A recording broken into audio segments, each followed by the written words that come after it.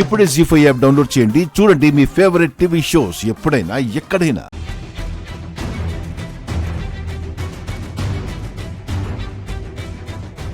రే నువ్వు వెళ్ళరా.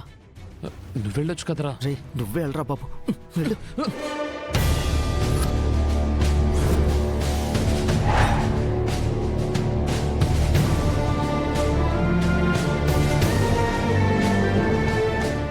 వీళ్ళంటే ఇక్కడికి వచ్చారు, మీరే పిలిపించారా? లేదండి. May I come in? Come in.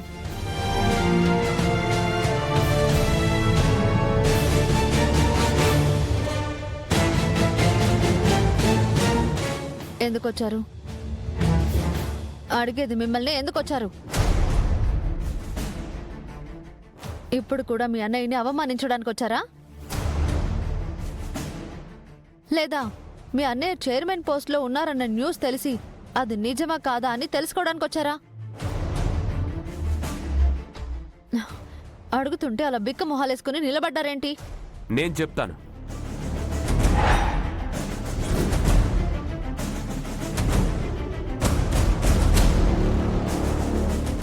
Shankar గారు, మీరు వీళ్ళకి జాబ్ రికమెండ్ చేయలేదనే కోపంతో బయటకు వచ్చారు. ఎలా అయినా జాబ్ సంపాదించాలని చాలా ట్రై చేశారు. కానీ ఎవరో వీళ్ళ అవసరాన్ని ఆసరాగా తీసుకొని మోసం చేశారు.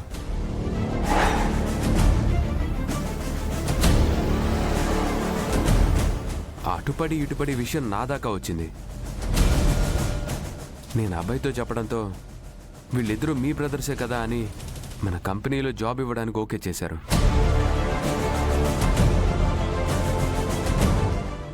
మీరు ఓకే చేస్తే వీళ్ళ ఎలిజిబిలిటీకి తగ్గ పోస్టులు అలాట్ చేస్తాను. ఓహో, అదన్నమాట విషయం. శంకర్ గారు, మీ సావాస దోషం అనుకుంటాను. మీ టంగ్ పవర్ నాకొచ్చింది.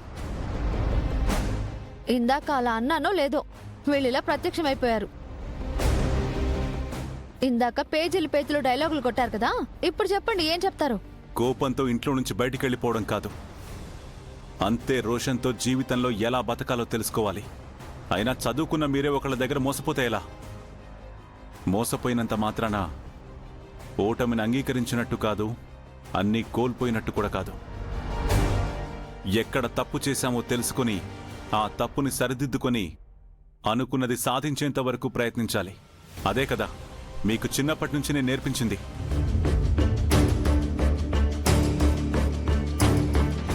మీరు స్కూల్కి వెళ్లే ఏజ్లో సైకిల్ కావాలని గొడవ చేస్తే నేను కొనివ్వలేదు. ఎందుకంటే మీకు కష్టం విలువ తెలియాలని.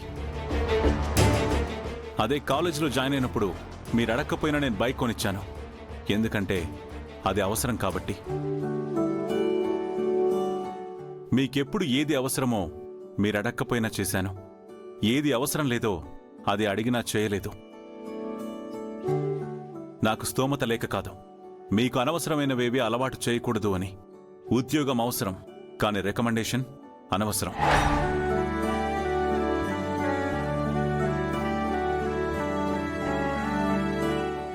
రేయ్, ఇక మనకు జాబ్స్ రావు, పద వెళ్దాం. రాకేష్,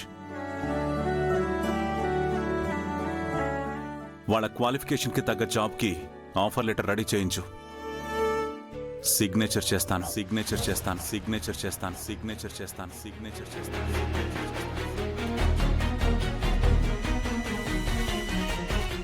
ఇంకొక విషయం, నేనిక్కడ మీకు అన్నయ్యని కాదు, మీరు నాకు తమ్ముళ్ళు కాదు. నేను ఈ కంపెనీ చైర్మన్ని. మిగతా ఎంప్లాయీస్తో ఎంత స్ట్రిక్ట్గా బిహేవ్ చేస్తానో మీతో కూడా అంతే స్ట్రిక్ట్గా ఉంటాను. మీరు కూడా నన్ను ఒక చైర్మన్గానే ట్రీట్ చేయాలి. మీకు నేను ఈ ఉద్యోగాలు ఓకే అన్నాను అంటే మీరు నా తమ్ముళ్ళని కాదు. అభయ్ చెప్పాడని రాకేష్ చెప్పాడు కాబట్టి నేను ఒప్పుకుంటున్నాను.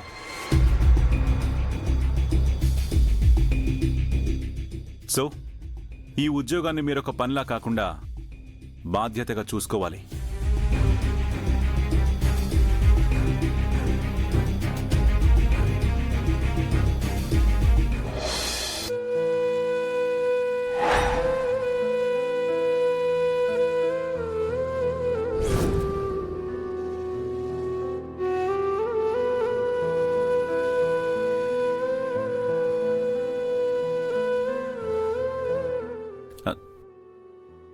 లేవండి లేవండి.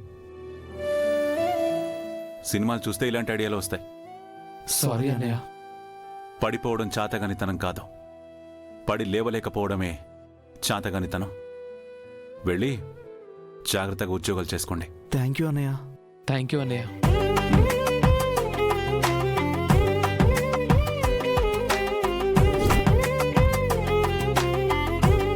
నీ తమ్ముళ్ళకి ఉద్యోగాలు ఇచ్చి నీకు నువ్వే ప్రమాదాన్ని కొని తెచ్చుకున్నావు. Get ready. ఈ రాకేష్ దెబ్బ రుచి చూద్దు గాని mister Aryavardhan. Thank you so much Shankar garu. నేను వెళ్ళి లెటర్ హెడ్ రెడీ చేసుకొని తీసుకొని వస్తాను.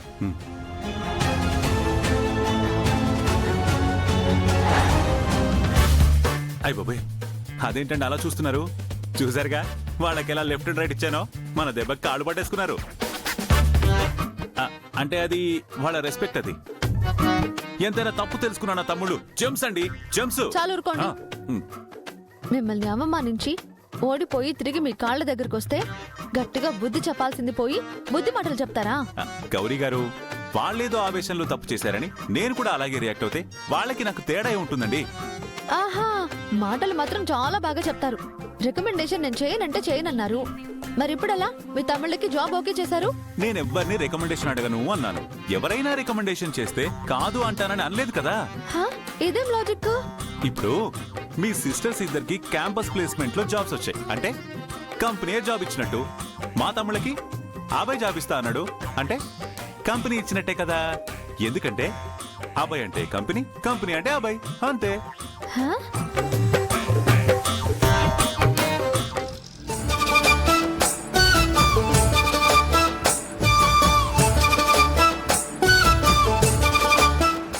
ఏంటి ఫ్రెండ్, అమ్మా నాన్నలతో కలిసి ఆఫీస్ నుంచి అటు నుంచి అట్టే ఏ రెస్టారెంట్కో వెళ్ళి డిన్నర్ చేద్దాం అనుకుంటే మమ్మల్ని ముందుగానే ఎందుకు తీసుకొచ్చేస్తున్నావు?